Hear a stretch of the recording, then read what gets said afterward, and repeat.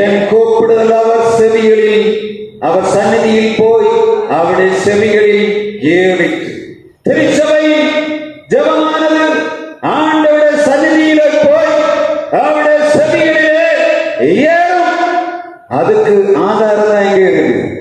இந்த அப்போஸ்தலர் 12ஆம் அதிகாரம் 7ஆம் வசனத்திலே சொல்லப்படுகிறது. நீங்க இந்த சங்கீதம் 18ஆம் அதிகாரம் 7ஆம் வசனத்தை படிச்சு பாருங்க, வாசிங்க. அப்பொழுது பூமி அதிர்ந்தது, அவர் கோபம் கொண்டபடியினாலே பர்வதங்களின் அஸ்திவாரங்கள் குலுங்கி அசைந்தது. அவர் நாசியிலிருந்து புகை எழும்பிற்று, அவர் வாயிலிருந்து பட்சிக்கிற அக்கினி புறப்பட்டது, அதனால் கடல் மூண்டது, வானங்களை தாழ்த்தி இறங்கினார். வசனம் சொல்லுகிறது, திருச்சபையிலிருந்து இந்த தாவீது கூப்பிட்ட கூக்குரல் ஆண்டவருடைய சமூகத்திலே போய் அவருடைய செவிகளில் ஏறினபடியினாலே ஆண்டவர் இறங்கினார் என்று வேதம் சொல்லுகிறது.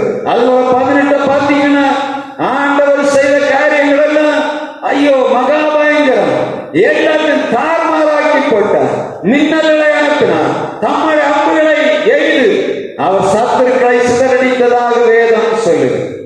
திருச்சபையே ஜெபிக்க சொன்னா யாருக்கு ஜெபம் அனுப்பல. காரணம் என்ன? ஜெபத்தின் வல்லமை தெரியவில்லை. திருச்சபையில் கேட்கக்கூடிய ஜெபமானது அது வல்லமை நிறைந்தது. அது தேவனுடைய காதுகளுக்குள்ளே நேரடியாக ஏறக்கூடிய வல்லமை பொறுத்ததுதான் திருச்சபையிலிருந்து நாம் இடுகிற கூக்கல் என்பதை மறந்து போகக்கூடாது. இப்பொழுது இவருடைய தேவாலயத்தில் கூப்பிட்ட கூக்குரல், திருச்சபையார் கூப்பிட்ட கூப்பிடுதல் ஆண்டவருடைய செவியில் ஏறினபடியினாலே தேவதூதன் இறங்கி வந்தான். இந்த தேவதூதன் இறங்கி வந்தவுடனே இருளாக கிடந்த அறையிலே வெளிச்சம் பிரகாசித்தது. பேதுருடைய நிலைமை கொஞ்சம் யோசித்து பாருங்க. 3 பேர் படுத்திருக்கிறார்கள். தேவதூதன் இறங்கி வந்தான், அறையிலே வெளிச்சம் பிரகாசிக்கிறது. அவன் வந்து பேதுருவை விழாவிலே தட்டுகிறான், எழுந்திரு எழுந்திரு. இப்பொழுது எழும்புவதற்காக அவன் எழும்பும்போது என்ன ஆகும்? இந்த கையை தூக்கினாரு. 2 பேரு 2 போர்ச்சைகளை கையில அவன் பின்னியனது இருக்கு. கையில 2 கை கட்டப்பட்டு 2 போர்ச்சேவர்களுடைய கையிலே மறுபகுதி வைக்கப்பட்டிருக்கு. கொஞ்சம் கையை செஞ்சா இவங்க 2 பேரும் எழும்பி விடுவார். தேவதூதன் வந்து தட்டின உடனே கை என்ன பண்ணுச்சு? கையில் உள்ள சங்கிலி கலந்து விழுந்தது. இப்ப வெளியே 4 பேர் காவலில் நின்று கொண்டிருக்கிறார்கள். இவர் 4 காவலையும் கடந்து வெளியே வருகிறது வரையும் ஒருவரும் காணவில்லை.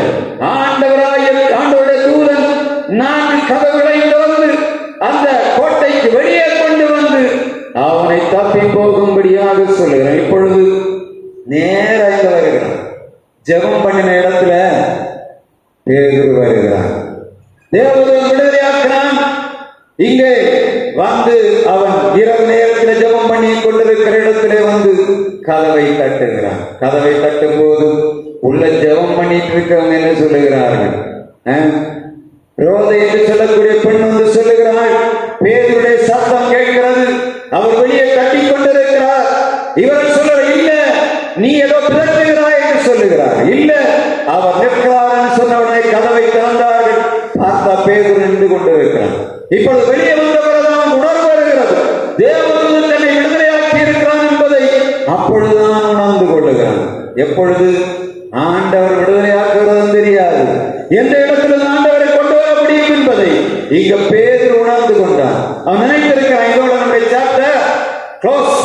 16 பேர் ஒன்றும் செய்ய முடியாத அளவுல எல்லாம் முடிந்து போயிட்டு நினைத்த பேதுரு இப்பொழுது தான் அதிசயமாக பாதுகாக்கப்பட்ட விதத்தை சகோதரத்தை சொல்லிவிட்டு, ஏன்னா காலை நேரத்துக்குள்ள என்ன ஆயிடுவாங்க, இவனை பிடிச்சு திரும்ப கொண்டு போடுவாங்க தெரிந்து விட்டது.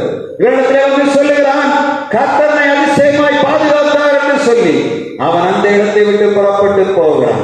விடுதலை பேதுருவுக்கு உருவாங்க. அதற்கு பின்பு நடந்த காரியம் தான் மிக பரிதாபம். நீங்க பாருங்க, ஏரோது இந்த 12ஆம் அதிகாரம் 19ஆம் வசனம் சொல்லுகிறது.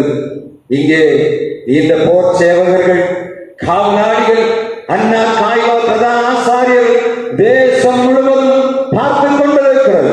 எப்படி 16 பேர் கொண்ட ஒரு இந்த கோட்டையை கடந்து 2 சேவகர்கள் மத்தியிலே தூங்கிக் கொண்டிருந்த இந்த பேரு ஒன்றும் தெரியாமல் போய்விட முடியும்? இவர்களுக்குள்ளே கலக்கம் அதிகமாகிவிட்டது. எப்படி செய்திருப்பார்கள்? ஒருவன் சொல்லி இருப்பான், இவன் அவன்கிட்ட லஞ்சம் வாங்கிட்டு என்ன பண்ணிருப்பான், எனக்கு தெரியாம அவனை விடுதலை ஆக்கி இருப்பான். இந்த 4 கதவுகளில் உட்கார்ந்திருந்தவர்கள் லஞ்சம் வாங்கிவிட்டு இவனை விடுதலை ஆக்கி இருப்பார்கள் என்று சொல்லி மாறி மாறி குற்றம் சாட்டி இருக்க முடியும். ஆனால் ஏரோது வந்து பார்க்கிறான், இவன் விசாரித்து பார்க்கிறான், என்ன நடந்தது என்று யாருக்குமே வந்து சொல்ல தெரியவில்லை. ஏன்னா பேதுரு விடுதலையானான், எங்கே போனான் என்று அவளுக்கு தெரியவில்லை, எப்படி விடுதலையாக்கப்பட்டான் என்பதும் தெரியவில்லை. இந்த இரவு நேரத்தில் விடுதலையாகி போன ஏரோதுவை வழியில நாய் கண்டிருந்தா என்ன ஆயிருக்கும்? ஒரு நாய் இருந்து கத்துனா அந்த வீட்டுல இருந்து முடிச்சிருப்பாங்களா இல்லையா? ஆண்டவர் வழியிலிருந்து எல்லா நாய்களையும் கட்டி போட்டார். அந்த போர் சேவகர்களை அவர்கள் ஆண்டவர் அந்த கட்டையில அழுத்தது மாத்திரமல்ல, வழியில இருந்த ஒரு நாயை கூட வாய் திறக்க முடியாத பண்ணி போட்டார். இரவுல நடுராத்திரி ஒரு நடந்து போனா விடுவானா? புதுசா ஒரு ஆள் நம்ம தெருவுல வந்த ஒரு நாய்களை விடுமா? விடாது. ஆனா ஒரு நாய் கூட சத்தம் போட அமைதியா ஆண்டவர் மயக்க ஊசி போட்டு கிடந்திருந்தார் போல வந்தான். விடுதலை ஆகிவிட்டு வெளியே அவன் போகிறான். இதற்கு அப்புறமாகத்தான் ஒரு காரியம் நடக்கிறது. வாசிக்கலாம். அப்போஸ்தலர் 12ஆம் அதிகாரம் 19ஆம் வசனம். ஏரோது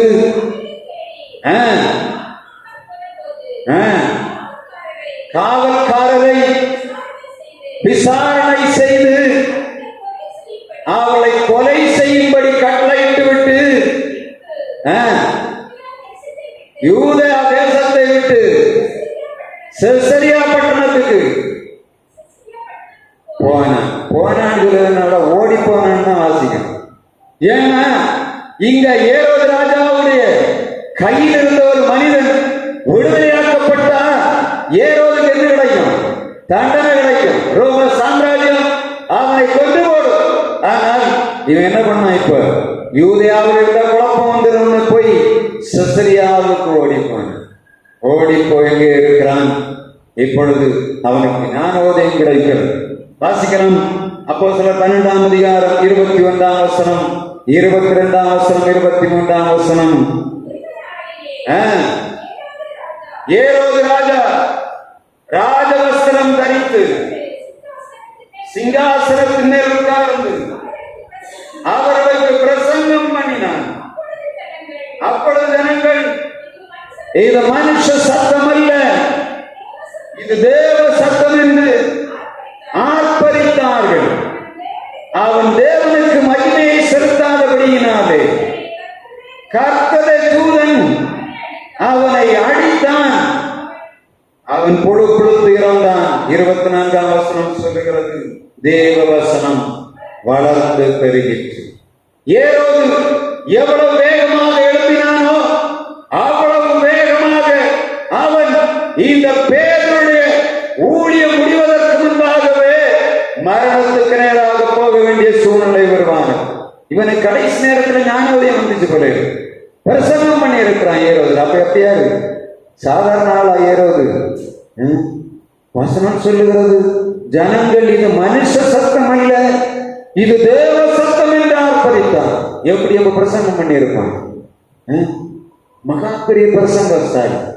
அவனுக்கு பிரசங்கத்தை கேட்டு ஜனங்களே சொன்னார்கள் தேவ சத்தம். ஆனால் வசனம் சொல்லுகிறது, அவன் தேவனுக்கு மகிமையை செலுத்தாதபடியினாலே பொழுது செத்தான் என்று வேதம் சொல்லுகிறது. தேவதூதனை அடித்தான். ஏன்? அவன் ஆண்டவருக்கு மகிமையை செலுத்தாதபடி தான் பெருமை கொண்டான் போல தெரிகிறது. வசனம் சொல்லுகிறது, இந்த பெருமை கொண்டபடியினாலே அவன் அடிக்கப்பட்டதை வேதம். இதே காரியத்தினை ராஜாவும் செய்தான். அவன் மகப்பெரிய ராஜா தான். உலகமெல்லாம் வச்சும்படியாக அரசாட்சி செய்த ராஜா. ஒரு நாள் தேவாலய அவனுடைய அரண்மனை படிக்கல என்று சொன்னான், இது என்னுடைய ராஜ்யத்தின் மகிமைக்காக, என்னுடைய வல்லமை பராக்கிரமத்துக்கென்று நான் கட்டி உண்டாக்கின மகாபாபிலோன் அல்லவா என்று சொன்னான். வார்த்தை வாயில் இருக்கும் போதே கர்த்தருடைய தண்டனை உருவானது. சத்தம் வந்தது, நேபுகாத்நேச்சாரே, நீ தாழ்த்தப்பட்டு போனாய், மாடுகளோடு புல்லை மேய்வாய். தேவன் உன்னதமான தேவன் மனுஷனுடைய ராஜ்யத்தில் ஆளுகை செய்து தமக்கு சித்தமானவனுக்கு அதை கொடுக்க மட்டும் உன்மேல் 7 காலங்கள் கடந்து போக வேண்டும் என்று சொல்லி விளம்பினது என்று வார்த்தை வந்தது. ராஜாவாக இருந்த மனிதன் இவனை போல இல்லை, மாடுகளை போல புல்லை மேய்த்தான். நேபுகாத்நேச்சாருக்கு இரக்கம் கிடைத்தது. ஆனால் 7வது ராஜாவுக்கோ இரக்கம் கிடைக்கவில்லை. ஆண்டவருக்கு மகிமை செலுத்தாத ஏரோது செத்து போனான்.